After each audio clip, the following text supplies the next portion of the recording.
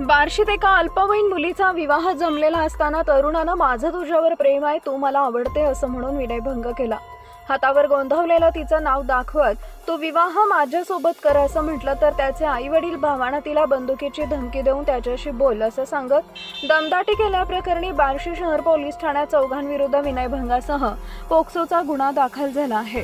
तरुण गणेश शिंदे, आई सरला शिंदे, वडील नंदू शिंदे, भाऊ ओम शिंदे अशी गुन्हा दाखल झालेल्यांची नावे आहेत। पीडित अल्पवयीन मुलीनं पालकांसमवेत फिर्याद दाखल केली। ही घटना सोमवार दिनांक 15 रोजी सायंकाळी 7 वाजता घडली।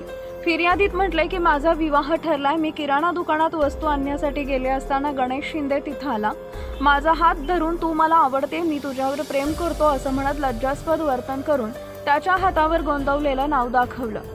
तू असे का करतो, मी घरी सांगेन। यावेळी त्यानं कोणालाही सांग तुझ्यावर प्रेम आहे, तुझ्याशी विवाह करणार, मी नकार देताच विवाह कर, अन्यथा जमलेला विवाह मोडेन, तुझी बदनामी करेन, तुझ्या सासरच्या लोकांना सांगेन अशी धमकी दिली आहे। यावेळी एका महिलेनं माझा हात सोडवला। त्यानंतर गणेश शिंदे यांची आई सरला शिंदे, भाऊ ओम शिंदे, वडील नंदू शिंदे आले।